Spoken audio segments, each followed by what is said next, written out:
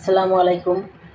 আজকে আমি একটি মিষ্টির রেসিপি করব, রসগোল্লা বানাবো।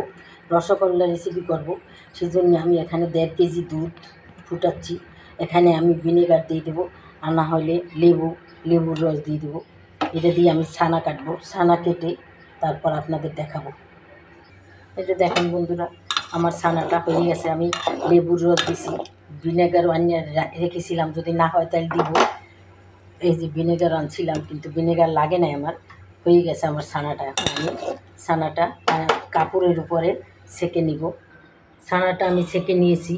এখন আমি পানিটা কসলাই পানিটা ফেলে দিব, তারপর আমি মেখে নিব। এই যে দেখেন বন্ধুরা, আমার ছানাটা হয়ে গেছে 1.5 কেজি দুধে। এতটুকু ছানা হয়েছে, কারণ আজকের দুধে তো ভেজাল, বেশি ছানা হয় না। এখন আমি ছানাটাকে সুন্দর করে ডলে নেব। একটু গরম আছে, ঠান্ডা পানি দিয়ে ধুয়ে নিছি, তারপর একটু গরম, সেই জন্য আমি একটু এখন আস্তে আস্তে ডলে নেব।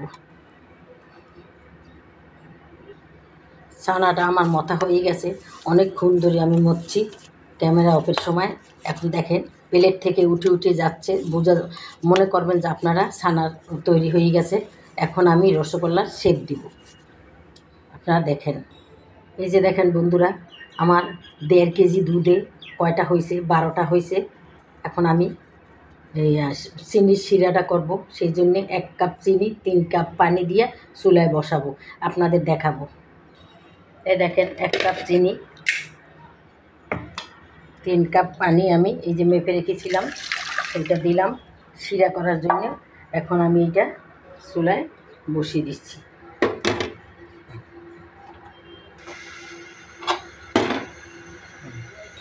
দেখেন বন্ধুরা, চিনির শিরাটা হয়ে গেছে। এখন আমি মিষ্টিগুলা আস্তে করে ঢেলে দেবো, এখন দিয়ে আমি একটা ঢাকনা দিয়ে দেবো। সুন্দর করে একটা ঢাকনা দিয়ে দেবো কিছুক্ষণের জন্যে। দেখেন বন্ধুরা, এই যে আমার মিষ্টিটা হয়ে গেছে। দেখেন কত বড় বড় হয়েছে, কত ছোট ছোট করে করছিলাম, কত বড় বড় হয়েছে। এখন আমি পরিবেশন করব। দেখেন দেখেন বন্ধুরা, আমার মিষ্টিটা হয়ে গেছে। দেখেন কত সুন্দর লোভনীয় রসগোল্লা হয়েছে। এরকমের আপনারাও বানাবেন। 1.5 কেজি দুধে কয়টা 12টা রসগোল্লা হয়েছে, কিন্তু এখন ফুলে একটু করে হয়েছে, কিন্তু ফুলে কত বড় বড় হয়েছে। দেখেন, আমার যদি এই রসগোল্লা রেসিপিটা আপনাদের ভালো লাগে, তাহলে আমার চ্যানেলটা সাবস্ক্রাইব করে দিবেন এবং শেয়ার করে দিবেন আপনারা।